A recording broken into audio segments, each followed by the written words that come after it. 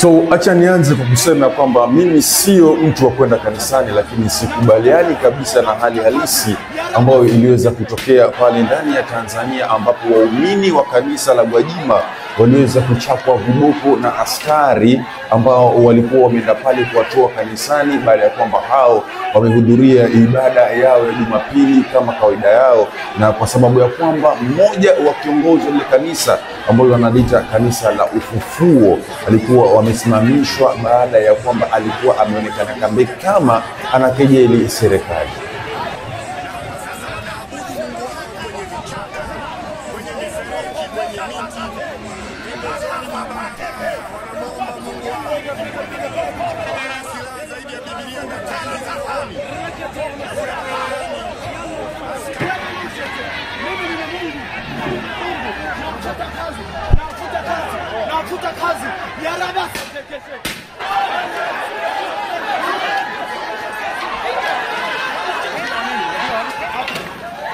So ni kitendo ambacho kiliweza kutokea pale juzi Jumapili, ambapo lile kanisa la Ufufuo ndani ya Tanzania ambalo linaongozwa na Gwajima nchini kote pale Tanzania, ambapo lilikuwa limefungwa ama lilikuwa limepewa muda ya kwamba lisiendelee na huduma zake ama lisiendelee na ibada zake za kila siku ambazo ilikuwa zinafanya, kwa sababu kubwa ambayo ilikuwa imeonekana ama ile kigezo kikubwa ambayo ilikuwa imeelekea ni kwamba walikuwa wameambiwa ya kwamba wanafanya what we call politics, yani wanafanya vitu vya political ndani ya makanisa. Hivyo basi serikali ya Tanzania ikaamuru ya kwamba lile kanisa liweze kufungwa, lisiendelee na ibada zake za kawaida. Na nikwambie tu kitu ambacho kilifanya mpaka ikaonekana ni politiki, ni pale ambapo yule ambaye ni Gwajima, ambaye ni kiongozi wa lile kanisa, alisimama na kukejeli ama kukataa ama yeye kupinga ule ambao ilikuwa inaonekana kama ni utekaji nyara ndani ya Tanzania na mauaji ya kiholela yasiyoeleweka, ambapo alisimama hadharani na kukataa na kusema kwamba serikali ya CCM, yani Chama cha Mapinduzi, inaongoza kwa yani hiyo ndio inasababisha utekaji nyara ndani ya Tanzania uendelee kwa nguvu na kwa kiasi kikubwa sana. Lakini sasa ule upingamifu ambao aliupata baada ya kwamba ameongea lile jambo, kwa sababu yeye ni mwanachama wa Chama cha Mapinduzi na vile vile bado yeye ni mbunge wa Chama cha Mapinduzi na vile vile bado yeye yuko ndani ya serikali kwa sababu anaketi ndani ya bunge, na huyu sio mpinzani wa serikali, lakini yeye alisema na hadharani kabisa akasema kwamba mimi Gwajima nipo ndani ya serikali, na kwa sababu nipo ndani ya serikali, endapo nitaona watu kadhaa wananyanyaswa, basi sitanyamaza kimya, nitapaza sauti niweze kuongelelea lile jambo ambalo naliona wazi kabisa linakoseka, lakini serikali yangu imenyamaza. Hivyo basi yule ambaye ni rais wa pale Tanzania, Mama Samia, aliweza kujibu mapigo ama aliweza kujibu hii ambayo inaonekana kama ni siasa kwa Gwajima, na kusema kwamba siku hizi kunao baadhi ya watu ama baadhi ya wahubiri ambao wanapeleka what you call siasa ndani ya kanisa instead ya kwamba waende wakahubiri neno la Mungu. Na kiukweli kabisa, acha tuongelee hili jambo zima. Mimi hili swala la kwamba wahubiri ama swala la mapasta kupeleka siasa ndani ya makanisa, I don't agree with it. Mimi sikubaliana na hiyo. Sitaki na sipendelei na siwezi nikafurahia endapo nitaona mtu ambaye ni mhubiri ama nitaona mtu ambaye anapaswa kwenda toa hadhara ama anapaswa kwenda toa mawaidha kwa maamuma pale labda msikitini, lakini yeye anaenda pale na kuanza kupeleka siasa ambazo zinaleta uchonganifu ama siasa ambazo zinaleta sintofahamu kwenye nchi ambayo itapaswa ama itaelekea mpaka ifike mahali watu wapigane, wauane, wafujane damu. I don't agree with that. Lakini endapo kunaye yeyote ama ni pastor ama ni kadhi ama ni yoyote yule ambaye atasimama kwenye maamri ya let's say like msikitini ama kanisani na aanze kuambia watu ya kwamba hili na hili na hili linafanyika kwenye nchi yetu na sio sahihi, hivyo basi wale ambao ni wahusika wa kufanya jambo hili na hili na hili, tafadhalini mregeleni Mungu wenu, mkumbuke Mungu wenu na muishi na muongozi mkijua ya kwamba siku zote kuna Mungu, na uongozi yoyote ama kiongozi yoyote yule akona majibu ama akona maswali ambayo atamjibu Mwenyezi Mungu siku ya Kiyama, ili aeleze ni jinsi gani ambavyo yeye kama kiongozi aliweza kuongoza wale wananchi ambao alikuwa anawaongoza. Je, aliwaongoza kwa mipango ambapo ama aliuongoza kwa sheria ya Mwenyezi Mungu, ama aliuongoza kwa ulafi wake yeye mwenyewe ili ajifaidishe yeye mwenyewe. So tunaweza tukaona kwamba kabisa automatically sio sahihi endapo utazuia mtu asifanye ibada yake ya kawaida.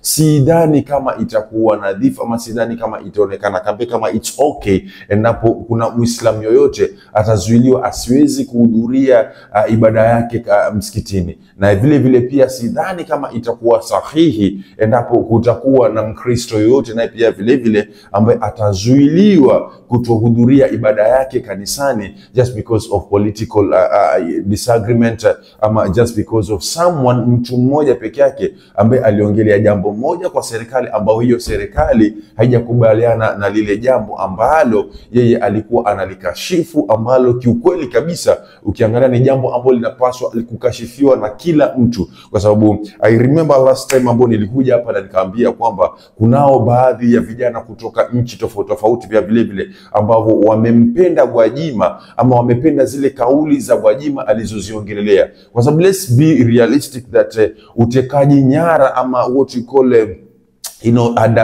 adaptation sio Tanzania peke yake, ni vitu ambavyo vinaingilia Uganda na Kenya pia vile vile. So watu kutoka Kenya ama watu kutoka Uganda endapo wataona ya kwamba kuna mbunge ndani ya bunge la Tanzania ambaye yuko ndani ya Chama cha Mapinduzi ambacho ndio chama tawala, na ana uwezo wa kusimama hadharani na kukashifu utekaji nyara ambao unaendelea nchini kwa nguvu, mbele ya hadhara, mbele ya watu, mbele ya umati, mbele ya yaani yeye kama kioo cha jamii, kwa sababu akona watu wengi wanaomfuata.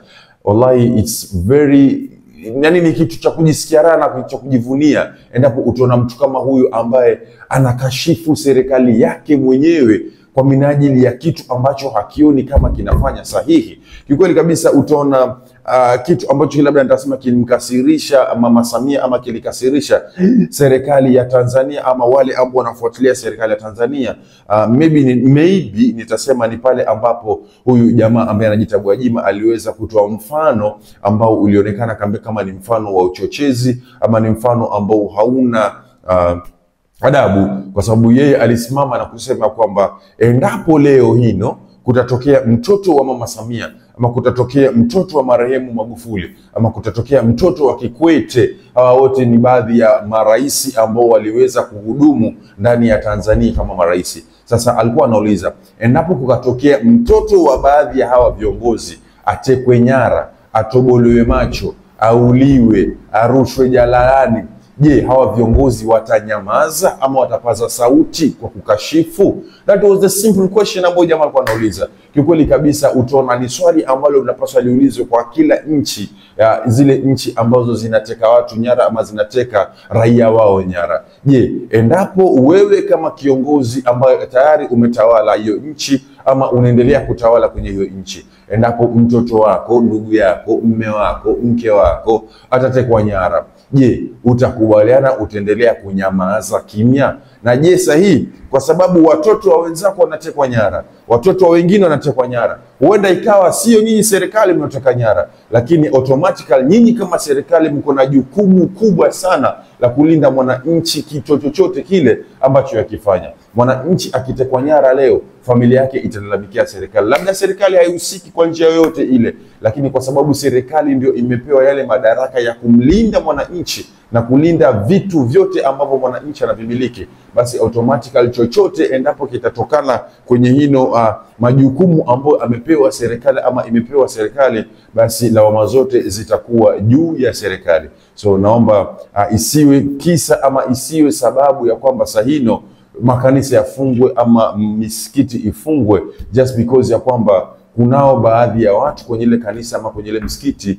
wamekashifu kitu ambacho ni kitu ambacho kila mtu hakitaki. Najua kunao baadhi ya Waislamu pia vile vile wenzangu ambao watasema ama watu wanakambe kama ni kanisa limefungwa halituhusu, ni kanisa limefungwa sisi tuko nje haituhusu. Acha nikukwambia kwamba ukiona cha mwenzako kimenyolewa chako kitie maji. Hivyo ndivyo Waswahili wenyewe wanavyosema. Leo wameanza kufunga kanisa. Je, endapo kadhi yoyote naye pia vile vile atasimama na kukashifu utekwaji nyara ambao unaendelea, ama kadhi yote atakesimama na kukashifu kitu chochote ambacho kinaendelea ndani ya serikali ambacho hakistahili, je, baadhi ya misikiti ama misikiti yote ikifungwa, inamaanisha kwamba pia Wakristo wanyamazie vile vile wasikie raha kwa sababu misikiti imefungwa. Nafikiri sasa tukueni na ule uhuru wa kuabudu. Maadamu mimi nimekubali ya kwamba ashhadu la ilaha illa Allah, ashhadu anna Muhammad rasulullah, basi pia vile vile tuheshimu wale wenzetu ambao hawajakubali, lakini tusiwadharau kisa na maana ya kwamba hawajaingia kwenye ile dini ambayo tunataka sisi. Kwa hivyo makanisa kufungwa sikubaliani nalo hata dakika moja. It is what it is, guys. This is KD Chipande. Please make sure you subscribe, like, and share this video. Till next time, guys. Thanks for watching. Naomba niongelee hili swala lilotokea leo kanisani kwa Gwajima. Jamani, kuna gharama ambayo Mungu aliitumia kuwavuta kondoo wake kumtumikia. Kuna gharama ambayo Yesu aliitumia kuwavuta watu waje kwake waokoke.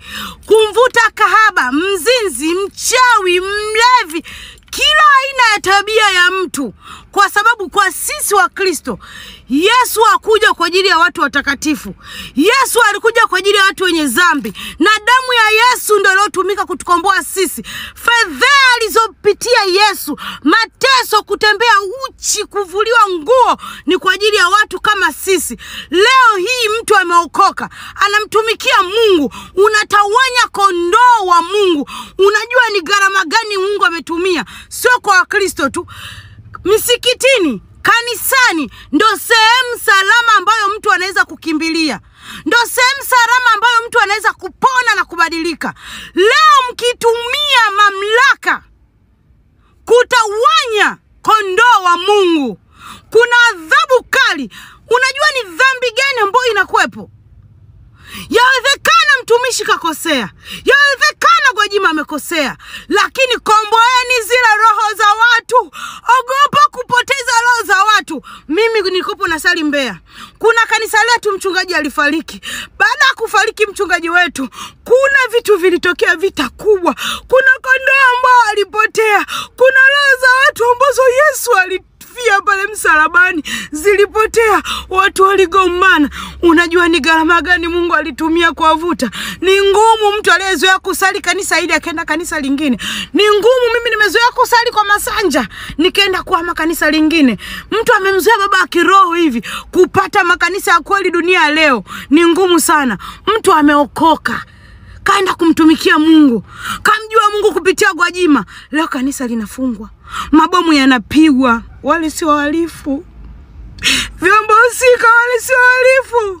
Ni gharama ambayo Yesu alimwaga pale msalabani. Ni damu. Msiturumie sisi, ihurumie ile damu ambayo ilimwagika msalabani. Yesu alikuja kutukomboa sisi wenye dhambi. Yesu hakuja kwa ajili ya watakatifu, alikuja kukomboa sisi. Alimwaga damu, alisulubishwa, aliteseka. Hurumia, tuhurumie, hurumia ile damu ya Yesu. Usiturumie sisi mamlaka husika. Hurumia roho za watu. Roho zinapotea, wakae wezi, wakae wazinzi, wakae wachawi, wakae washerati. Tusturumie sisi. Mungu sema sisi Jehova, wewe Mungu unayejibu, wewe Mungu unayetenda. Tuhurumie Mungu, tuhurumie roho zako. Washirika napigwa mabomu Mungu, wale sio wahalifu.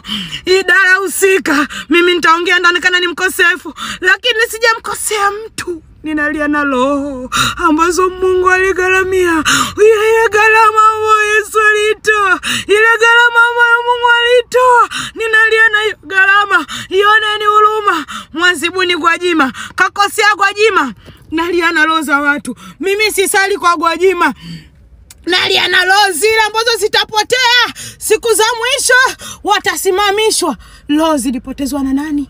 Roho zilipotezwa na nani? Na siasa. Roho zilipotezwa na nani? Gwajima amekosea, mwiteni, mwekeni sehemu husika. Acheni watu wengine waendelee kupata neno. Kuna wachungaji ambao wanakopo mbali na askofu. Ninawaomba mamlaka husika, kwa jina la Baba lipitalo majina yote, Mungu anayejibu apate kusema nenyie, mkaone huruma zi roho. Oneheni roho, wakawe wezi, wakafanya uhalifu mtani. Mungu asimame na nyie, museme ninawaombea heri, ninawapenda sana, ninaipenda serikali yangu, naiombea heri.